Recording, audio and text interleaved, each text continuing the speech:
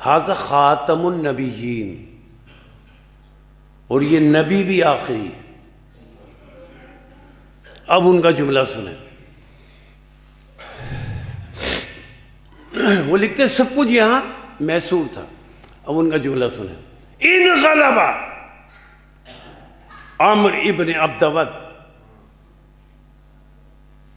اگر علی پر عمر ابن عبدود خندق میں غالب آ جاتا، ان حدم الاسلام والایمان والعبادات الی یوم القیامہ۔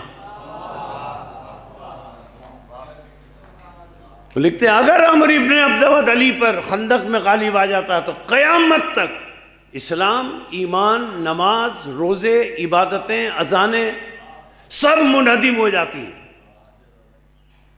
کچھ بھی باقی نہ رہتا۔ اب آگے ان کا جملہ سنیں، ضربت علی فی یوم الخندق، یہ امام راضی کا جملہ ہے، ضربت علی فی یوم الخندق ہی الذی بقی الاسلام والایمان والعبادات الی یوم القیامہ۔ انہوں نے لکھا کہ خندق کے دن علی کی ایک ضربت نے قیامت تک کے لیے عبادتوں کو بھی بچا لیا، اسلام کو بھی بچا لیا، ایمان کو بھی بچا لیا، اذانوں کو بھی بچا لیا۔ اب انہوں نے حکمت بتائی تفسیر کبیر میں، چونکہ علی نے قیامت تک کے لیے اسلام، ایمان، عبادتیں، نماز، اذانیں سب کچھ قیامت تک علی نے بچا لی۔ لِأَنَّ، اب امام راضی کہتے ہیں لِأَنَّ، اس لیے قال رسول اللہ ضربت علی یوم الخندق افضل من عبادت الثقلین۔ امام راضی لکھتے ہیں اس لیے رسول نے کہا کہ ایک ضربت قیامت کی عبادتوں سے افضل ہے۔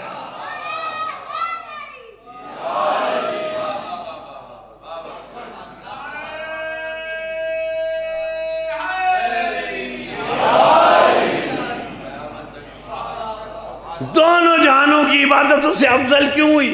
لوگوں کی سمجھ میں نہیں آتا تھا کیوں ہوئی؟ اس لیے کہ یہ ایک ضربت نہ ہوتی تو آج اذانیں نہ ہوتی، آج نمازیں نہ ہوتی، آج روزے نہ ہوتے، آج اسلام اور ایمان نہ ہوتا۔ ایک ضربت نے بچایا۔ اب نماز، روزے، ایمان، اسلام، ان کی بنیاد رکھنے والا کون؟ خندق میں علی۔ اب قیامت تک جو عبادتیں کرتا رہے گا علی کے نام اعمال میں لکھا جاتا رہے گا۔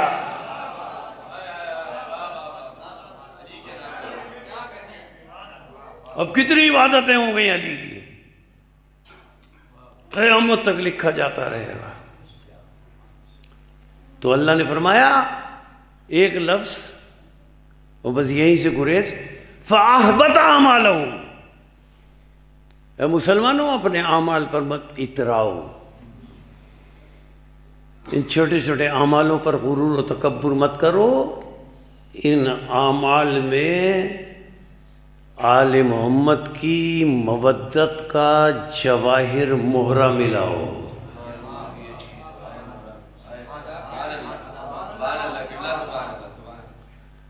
آل محمد کی محبت کا جواہر مہرہ ملاؤ تو یہ عبادتیں قبول ہیں، ورنہ فَأَحْبَطَ أَعْمَالَهُمْ، تمہارے اعمال ضائع ہو جائیں گے، کوئی فائدہ نہیں ہے۔ سورہ محمد میں اب کیا بتایا؟ فَأَحْبَطَ أَعْمَالَهُمْ، کن کے اعمال ضائع ہوں گے؟ جنہوں نے اتباع کی۔ بس بات کو مکمل کرنے جا رہا ہوں۔ جنہوں نے اتباع کی ان کی، جن سے اللہ بیزار ہے، اور جنہوں نے نفرت کی اللہ کی رضا سے۔ فَأَحْبَطَ أَعْمَالَهُمْ، ان کے اعمال ضائع، کتنے عمل کرتے رہے ضائع۔ اچھا ان کے اعمال ضائع، اب قرآن میں تلاش کریں۔ ایک تو ان کے اعمال ضائع جن میں یہ دو باتیں جو میں بار بار دہرا رہا ہوں. اچھا، اور کس کے اعمال ضائع؟ یہاں احبط اعمالہم ہے، ان کے اعمال سارے اعمال ضائع. کافر مشرک کی بات نہیں، اعمال ہوتے ہی مسلمان کے ہیں. ٹھیک ہے. اچھا، اور کس کے اعمال ضائع؟ سنیں، سورہ الحجرات، قرآن مجید کا 49واں سورہ، پہلی دو آیتیں. کس کے اعمال ضائع؟ اللہ فرما رہا ہے یا ایھا الذین آمنوا، ایمان والوں سے خطاب ہے، لا تقدموا بین یدی اللہ ورسولہ. اے ایمان والو، کسی مرحلے پر، کسی وقت، کسی آن، کسی لمحے اللہ اور رسول سے آگے نہ بڑھنا. واتقوا اللہ، دیکھو اللہ کا تقوی اختیار کرو.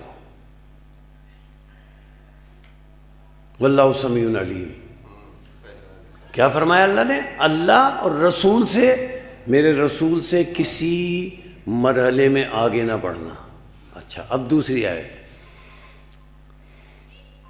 یا ایھا الذین آمنوا لا ترفعوا اصواتکم فوق صوت النبی. پہلی بات یہ کہ کسی مرحلے میں میرے رسول سے آگے نہ بڑھنا. اب دوسری بات، وَلَا تَرْفَعُوا أَصْوَاتَكُمْ فَوْقَ صَوْتِ النَّبِي. دیکھو، میرے رسول کے سامنے بلند آواز سے نہ بولنا.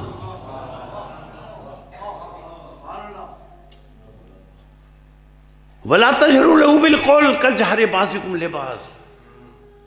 عجیب آیت کا جزء ہی ہے. اور ترجمہ دیکھ لیجئے گا، وہی ترجمہ ہے جو ہر مسلک نے کیا، وہی ترجمہ آپ کی سماعتوں کے لیے اس منزل پر پیش کر رہا ہوں.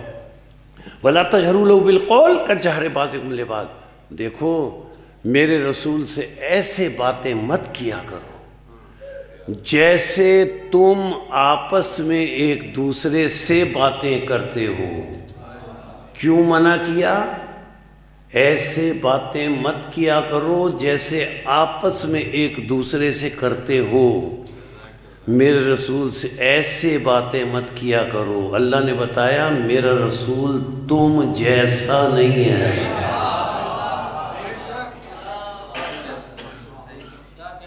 تم جیسا ہوتا تو تم ایسے باتیں کرتے جیسے آپس میں ایک دوسرے سے کرتے ہو.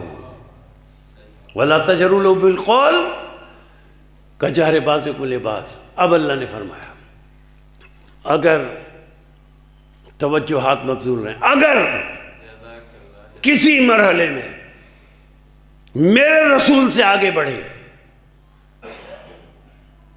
تمہارے اعمال ضائع. اعمال ہوتے ہی مسلمان کے ہیں.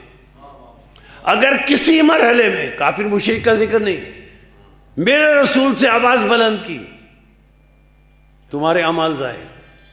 آگے بڑھ گئے رسول سے، اعمال ضائع. آواز بلند کر لی، اعمال ضائع. پھر دوہراؤں جملہ ہے اگلا جملہ کہنے کے لیے، آگے بڑھ گئے رسول سے، اعمال ضائع. آواز بلند کی، اعمال ضائع. وہ سمجھ رہے تھے کہ ہم عبادت کر رہے ہیں، رسول سے آگے بڑھ گئے، اعمال ضائع.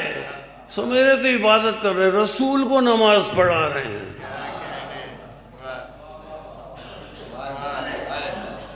رسول کو نماز پڑھانے والوں کو یہ پتہ نہیں ہے کہ اگر آگے رسول سے چلے جائیں تو نماز ہی نہیں ہوتی.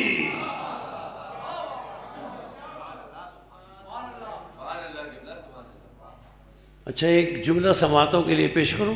بچے اور جوان اپنے ذہنوں میں محفوظ رکھیں میرا یہ جملہ محفوظ رکھیں. استدلال کے لیے کوئی پوچھے تو، نماز پڑھائی جاتی کیا ہوتا ہے؟ جو آگے کھڑا ہوتا ہے نا، وہ بلند آواز سے بولتا ہے.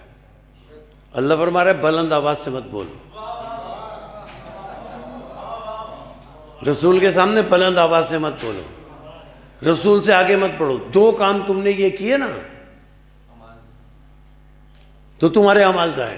اگر تم آگے بڑھ گئے رسول سے، اعمال ضائع. جملہ عرض کرنا چاہ رہا ہوں،